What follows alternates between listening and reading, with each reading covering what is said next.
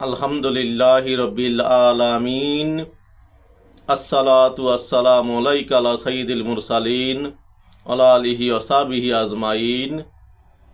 সমস্ত প্রশংসা একমাত্র মহান আল্লাহ তাআলার জন্যে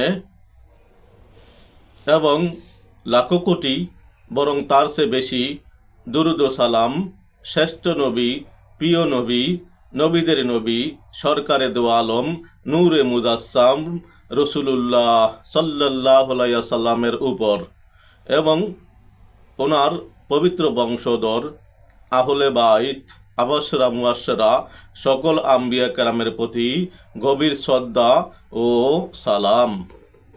সম্মানিত দ্বীনী ভাই বোনেরা, সম্মানিত ভিউয়ার্স, আশা করি আল্লাহ তাআলার অশেষ রহমতে ভালো আছেন।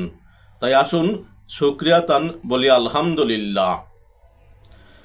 হাদিসে বাকে আছে, কোনো মজলিসে যখন দুরূদ শরীফ পাঠ করা হয়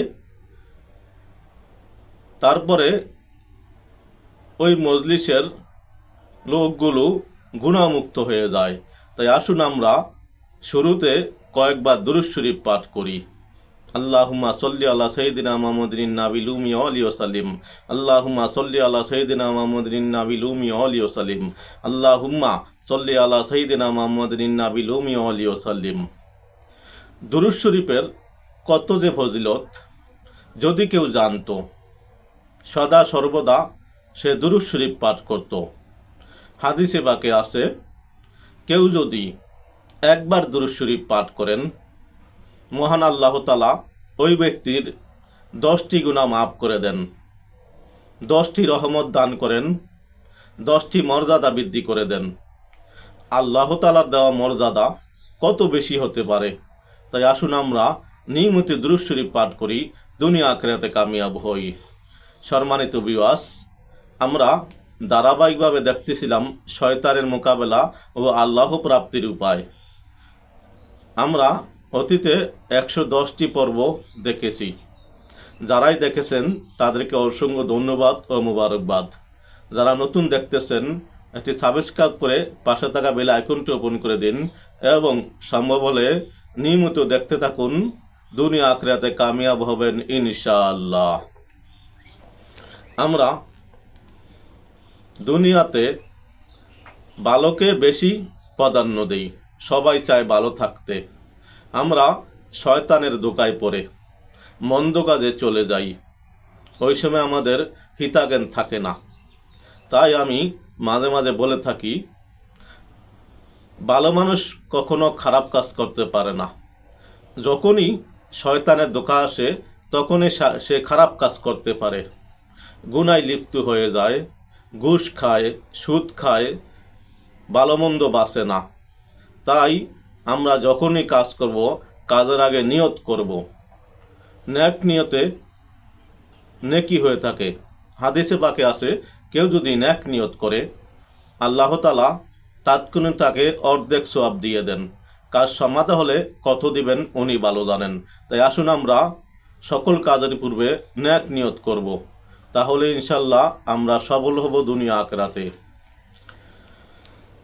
আমরা আজকে 111তম পর্ব শুরু করব।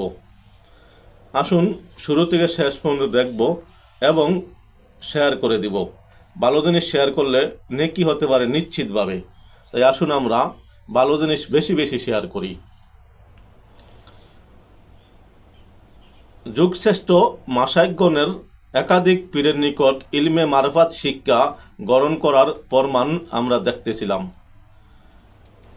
কাজী সানাউল্লাহ পানিপতি রহমতুল্লাহ আলাইহি দুজন পীরের হাতে বাইয়াত গ্রহণ করেছেন।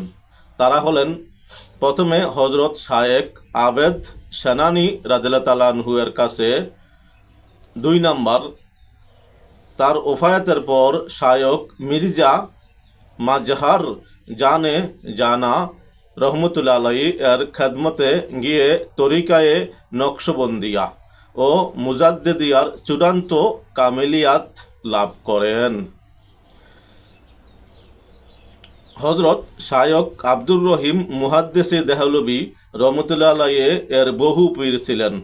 তাদের মধ্যে উল্লেখযোগ্য 4 জন হলেন: 1 নম্বর হযরত খাজা খুরদ রাদিয়াল্লাহু তাআলা আনহু, 2 নম্বর হযরত সৈয়দ আব্দুল্লাহ রাদিয়াল্লাহু তাআলা আনহু, 3 নম্বর হযরত আবুল কাসেম রাদিয়াল্লাহু তাআলা আনহু, 4 নম্বর হযরত সৈয়দ আজমাতুল্লাহ রাদিয়াল্লাহু তাআলা আনহু।